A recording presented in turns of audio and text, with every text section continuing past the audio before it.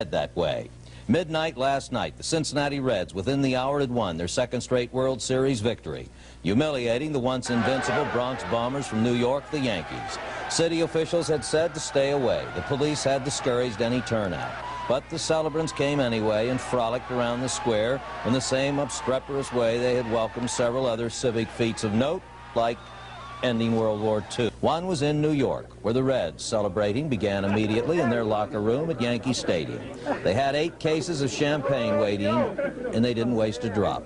It was the first time since 1922 a National League team had won 2 consecutive World Series, and Gary Nolan, the winning pitcher, was understandably elated. Well, I feel extremely good, and I'll tell you why, because 2 years ago everybody wrote me off, and I'm back and I'm doing my thing, and I think I've had 2 fine seasons, and I'm extremely proud to be a member of the Cincinnati Reds today, as I am every day. Tony Perez, who loves to talk, held court in 2 languages, Spanish for the Latin reporters and in English for our Walter Mayer. Oh, Tony, come on. Tony, what are you talking about? Speak English. What are you saying, Tony? Now, come on. We were talking about the whole series, the day Johnny had, and I was so happy you are? So happy I am for him because he don't have that kind of year, but I know he was trying his best to have a good playoff and World Series and give Cincinnati another World Championship. It was 5 a.m. before the Reds arrived at Greater Cincinnati Airport for the last leg home. They boarded a bus from their plane to pick up their luggage, tired but happy at the way they had dominated the series. Days ago, I asked you if you thought you'd embarrass this Yankee team, and you hedged on the question. Well, they've lost 4 in a row. What do you think now? I don't like to try to think we embarrass anybody. I hope that we just give them a good old-fashioned beating.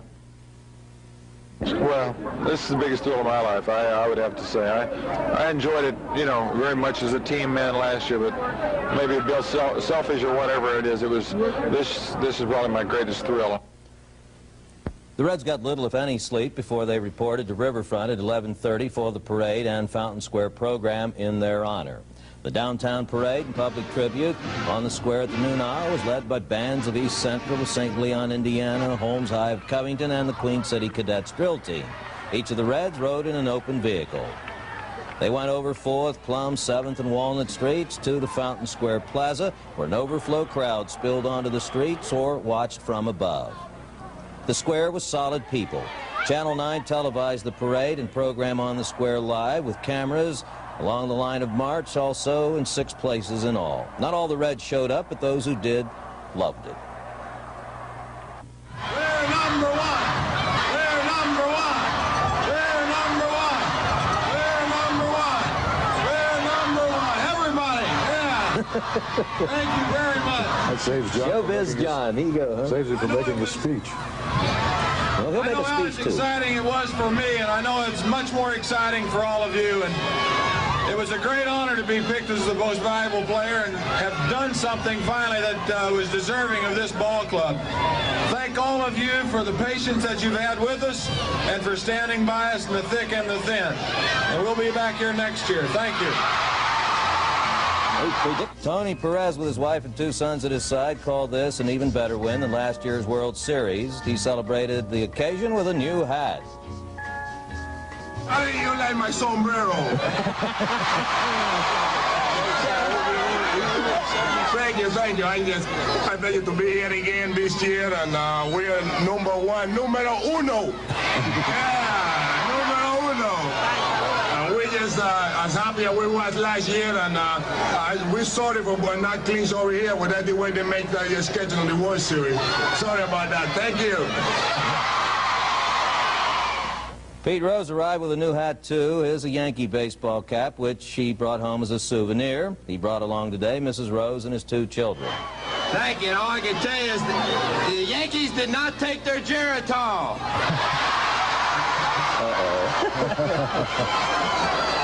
Unscheduled commercial.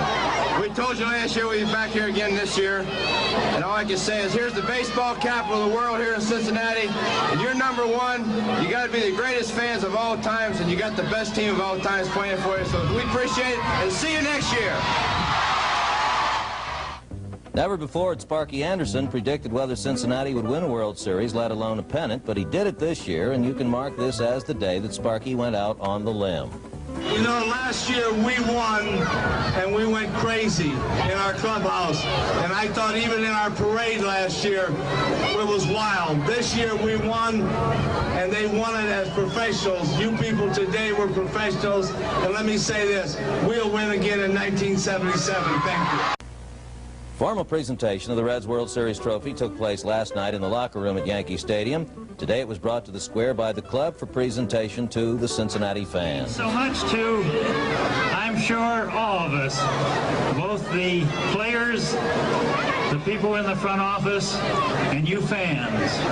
And it's a wonderful feeling that we can now present you with your second World Championship in a row. Thank you so much for your great support.